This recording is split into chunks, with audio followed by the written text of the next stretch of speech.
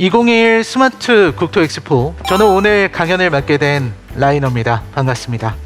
영화 유튜브 채널 라이너의 컬처쇼크 운영하고 있는 유튜버고요. 또 한편으로는 매주 칼럼을 통해서 여러분들께 영화 이야기 해드리고 있는 영화 칼럼니스트, 그리고 얼마 전에 책 라이너의 철학시사회를 낸 저자이기도 합니다. 오늘 이 자리는요, 국내외 공간정보 산업을 선도하는 올해 13년차 행사인 스마트 국토 엑스포의 프로그램으로 많은 분들이 일상 속에서 사용하고 계시지만 잘 모르고 계시는 공간정보 산업에 대한 정보를 쉽게 전달해 드리고자 올해 처음으로 시작한 프로그램입니다. 아쉽게도 갑작스러운 사회적 거리두기 상향으로 인해서 원래 여러분을 직접 만나 뵙고 진행하고자 했던 오프라인 행사를 이렇게 모두 온라인으로 진행하게 되었습니다. 우리 모두 안전하게 각자의 자리에서 토크쇼를 즐겨주시면 좋을 것 같습니다. 자, 그러면 바로 2부 행사 진행해 보도록 하겠습니다. 오늘 제가 소개해 드릴 영화는요, 바로 스티븐 스필버그 감독의 레디 플레이어 1이라는 영화입니다. 사실 유명한 감독의 흥행작이라서 많은 분들이 한 번쯤 들어보셨거나 아니면 직접 보셨을 것 같은 그런 영화인데요. 이 영화를 한마디로 저한테 표현하려고 하자면 저는 이렇게 말하고 싶습니다. 이 영화는 덕후들을 위한 추억팔이 영화다, 이런 거죠.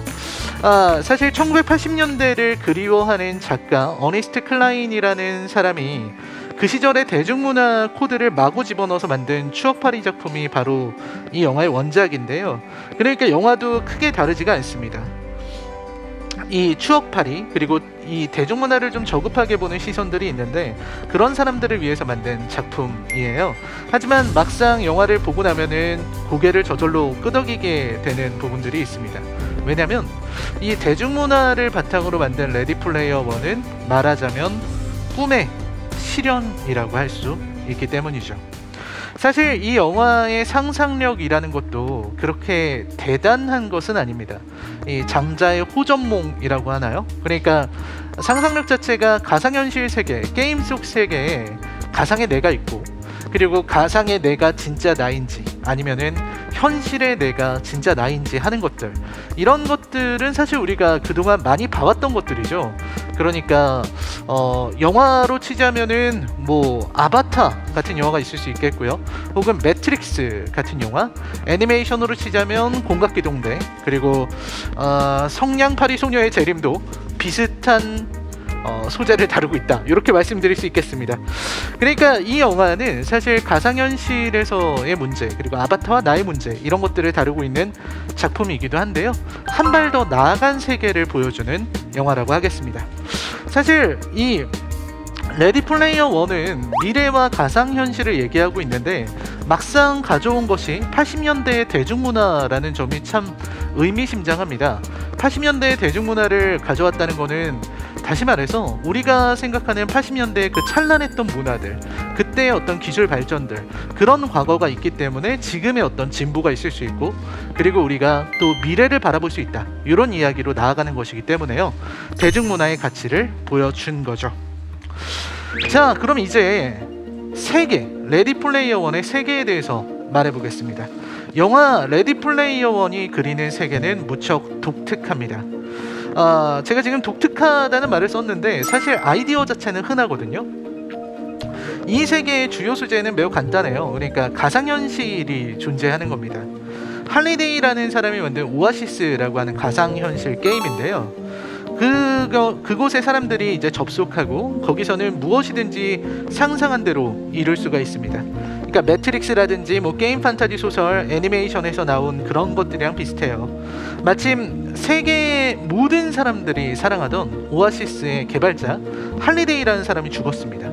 그래서 그 사람이 이 게임의 운영자 자리를 놓고, 그리고 엄청난 돈을 놓고서 내가 이스터 에그를 숨겨놨으니까 그 이스터 에그를 찾아봐라 라고 한 겁니다. 이스터 에그는 여러분들 다 아시겠지만 부활절 토끼가 부활절 계란을 숨기듯이 프로그래머들이 숨겨놓은 게임 프로그램 안에 장난을 의미하는 건데요, 영화의 결말도 이 이스터 에그를 공격한 사람이, 이 이스터 에그를 찾아낸 사람이 승리하게 된다는 엔딩으로 이어집니다. 근데 제가 여기서 좀 말하고 싶은 건 이런 거예요. 악당을 무찌르고 이런 내용도 좋지만 이 세계의 기술에 대해서 좀 이야기를 하고 싶습니다. 이 세계의 배경은 2040년의 미래인데요. 뭐 다양한 기술들이 나와요. 이제 뭐 드론으로 피자를 배달한다든지, 혹은 우리가 HMD, 그러니까 헤드마운트 디스플레이라고 하죠. 그걸 통해서 VR 기술을 바탕으로 가상현실에 접속하는 그림이 나옵니다. 근데 이런 기술들은 지금 우리 현실에서도 이미 실현 가능하고 상용화되어 있는 것들이에요. 그러니까 뭐 오큘러스라든지 바이브 같은 이런 것들을 활용해서 이제 가상현실 세계에 들어가고, 그리고 거기서 이제 VR 같은 거 많이 해보셨잖아요. 특히 영화에서 나오는 것처럼 트레드밀을 이용해서 가상현실 세계를 내가 직접 걸어볼 수 있는 이런 것들은 현실에서도 지금 나오고 있는 기술입니다. 그러니까 2040년에 할 수 있는 거라고는 하지만 현실에서 할 수 있는 꿈이 아니라는 거죠. 이러한 어떤 기술 진보가 현재에 머무르고 있다는 것은 오히려 강력한 현실성을 부여해주고 있습니다. 그리고 게임 내에 나오고 있는 UI 같은 것들도 이미 현실에서 구현 가능한 그런 것들이고요. 즉, 이 영화의 의도를 저는 그렇게 읽고 싶어요. 이 SF 영화지만 혁신을 말하는 것이 아니라 지금 가능한 것을 말하고 있다는 것은, 다시 말해서 혁신을 배제하고 예측 가능한 미래를 그려내고 있다는 것이죠. 오아시스는 하나의 장대한 시뮬레이션이고 무한한 가능성의 세계입니다.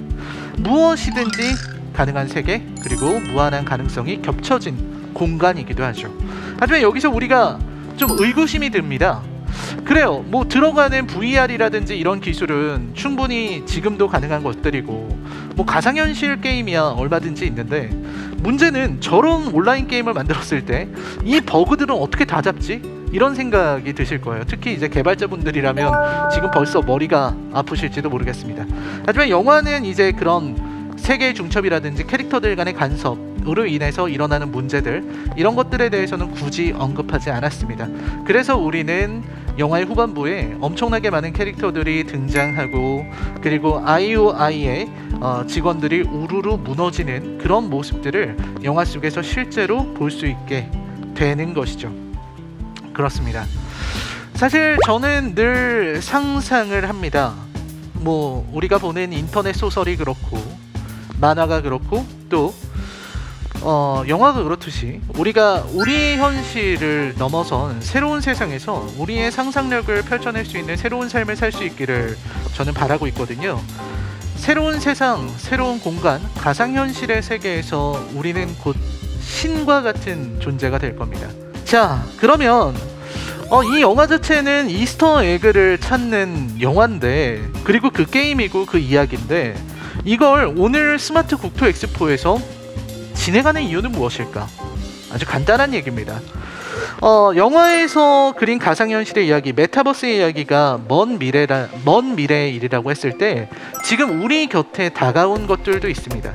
우리가 한번 상상을 해볼 수 있겠습니다. 우리가 현재 살고 있는 도시에 근무하고 있는 공무원이라고 가정했을 때 우리가 살고 있는 이 도시를 완벽하게 구현하고 도시 구상을 게임으로 먼저 확인해 본다는 상상을 해볼 수가 있는 거죠. 게임이다 보니까 도로를 바꾸거나 새로운 건물을 세우는 것도 되게 간단하게 보여줄 수 있고요. 도로 환경이 변할 때마다 바뀌는 어떤 교통 정체의 변화도 미리 확인해 볼 수가 있습니다. 하나의 도시를 게임으로 구현한다는 아이디어, 굉장히 재밌는 아이디어죠. 이런 상상이 게임 말고는 불가능할까? 이런 것들은 게임에서만 가능할까? 라는 고민을 했을 때 이 아이디어를 보다 본격적으로 만들고 있는 것이 바로 디지털 트윈 국토라는 개념입니다. 네, 디지털 트윈 국토, 디지털 트윈, 이거는요 피지컬 트윈과 쌍둥이 관계에 있는 가상의 국토를 말하는 겁니다. 그러니까 우리가 살고 있는 이 현실의 도시, 이거를 피지컬 트윈이라고 하고요. 그리고 우리가 살고 있는 이 현실의 도시를 똑같이 만든 또 다른 쌍둥이, 그거를 디지털 트윈이라고 합니다. 시뮬레이션으로 만들어낸 새로운 도시를 말하는 것이죠. 그래서 이런 문제, 즉 현실을 그대로 게임 속에, 시뮬레이션 속에 복제하기 위해서, 게임의 한계를 극복하기 위해서 디지털 트윈 국토의 개념은 다음과 같은 세 가지의 과제를 제시합니다. 첫 번째가 뭐냐면요, 실체계의 운용 데이터를 가져올 것, 두 번째로는 공간 형상 정보를 가져올 것, 세 번째는 실체계에 포함된 객체들의 행위 모델입니다. 요 좀 말이 좀 어려운데요, 첫 번째 실체계의 운용 데이터라는 거는 말 그대로 우리가 살고 있는 현실 세계, 우리가 살고 있는 이 세계의 운용 시스템 자체를 가져오겠다는 거예요. 예를 들어서 지하철이다 라고 하면은 지하철이 운용되는 시스템이 있을 거 아닙니까? 거기에 들어가는 인력은 어떻고, 뭔가 무슨 문제가 생겼을 때는 어떤 식으로 대응하고, 이런 것들이 시스템화 되어 있을 겁니다. 그거를 전부 다 데이터화해서 올리는 거, 그런 게 이제 실체계 운용 데이터라고 설명하고 있고요. 공간 형상 정보는 말 그대로 공간과 형상에 대한 정보겠죠. 이거는 시티즈 같은 게임을 통해서도 구현이 가능한, 그리고 현실 세계를 그대로 있는 그대로 복사해서 시뮬레이션 속에 구현하면 되는 그런 것들을 말합니다. 그 다음에 실체계에 포함된 행위 객체 모델이라는 거는, 객체들의 행위 모델이라는 거는 그 객체 자체가 아마 우리들을 말하는 거겠죠. 어떤 일이 벌어졌을 때 인간들은 어떻게 반응하는가. 예를 들어서 어디에서 뭐가 교통이 좀 안 좋아졌다, 교통 흐름이 안 좋아졌다고 했을 때 사람들은 어떤 식으로 행동하게 되는가, 뭐 홍수가 나게 되면은 어떤 식으로 행동하는가, 여기에 길이 바뀌고 여기에 새로운 건물이나 혹은 랜드마크가 들어오게 됐을 때 사람들의 행동 양식은 어떻게 변하게 될까, 이런 것들이 바로 실체계에 포함된 객체들의 행위 모델이라고 이해하면 될 것 같습니다. 그래서 지금의 상황에서 디지털 트윈 국토는 다양한 가능성을 갖추고는 있지만 모든 면을 다 만족할 수는 없을 걸로 보입니다. 정말 이 디지털 트윈 국토가 국민들의 삶에, 그리고 국가의 어떤 도시계획과 그리고 개발계획에 유의미한 형태 혹은 아주 절대적인 영향을 주는 완벽한 모습이 되기까지는 조금 더 시간이 필요할 것 같다는 생각이 듭니다. 하지만 영화 레디 플레이어 1과 비교해서 생각해보면요, 디지털 트윈 국토는 비록 그 안에 존재하는 시스템이 완벽하지 않더라도 우리가 그 안에 들어가서 행위할 수 있다는 그런 점에서 더욱 유의미한 변화는 물론 우리 실생활에서도 도움을 받을 수 있을 거라는 생각이 들어요. 영화에서는 가상현실 공간을요, 일종의 놀이라든지 혹은 레저 또는 새로운 사회에서 새로운 나를 만나는 공간, 그리고 그 안에서 새로운 인간관계를 하는 그런 것들로 활용했습니다. 근데 현실의 디지털 트윈 국토는 그런 어떤 게임이 아니더라도 충분히 우리를 즐겁게 할 수 있을 거라고 생각을 합니다. 왜냐면 디지털 트윈 국토의 활용이 정말 무궁무진하다고 생각되기 때문이죠. 디지털 트윈 국토는요, 일단 3D로 구성된 세계이기 때문에 평면으로 보는 지도와는 정말 차원이 다른 정밀 지도일 겁니다. 이 자체로 3D로 구현될 수 있기 때문에 교통에 있어서는 정말 혁신적인 정보 전달이 가능해집니다. 그뿐만이 아니죠. 도로에 이어서 건물, 지하철, 국토의 높낮이가 전부 반영된 정보체계이기 때문에 마치 현실 세계를 해킹하는 것 같은 그런 식의 어떤 정보를 파악할 수 있게 만드는 장이 될 겁니다.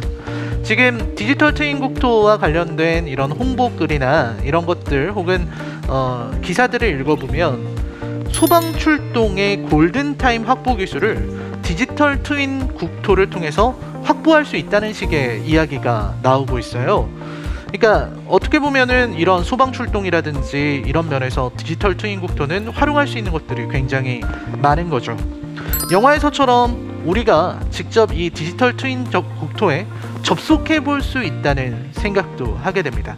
현실과 완벽하게 똑같이 만들어진 이 국토에 접속해서 국토의 상황을 우리가 미리 보기 하는 이런 일이 가능해질 수 있다는 생각이 드네요. 사실 저는 좀 이런 생각이 들더라고요. 이 디지털 트윈 국토가 되게 되면 이게 너무나도 가공할 정도로 정교한 거잖아요. 정보로 가공된 세계, 이 세계는 그 자체로 정보라는 점에서 오히려 물리적 한계를 넘어설 수도 있을 것 같다는 생각이 들기 때문입니다. 자, 이제는 바야흐로 가상현실의 세계입니다. 영화 레디 플레이어 1에서 우리가 바라보던 꿈의 세계가 가상현실에 펼쳐져 있죠. 이러한 시대에 우리가 무엇을 상상해야 될까요? 디지털 트윈 국토가 현실화되기 위해서 필요한 것은 무엇일까요? 그리고 이러한 시대의 변화가 우리의 삶을 어떻게 바꿔갈까요? 새로운 시대를 맞아서 새로운 질문이 필요합니다.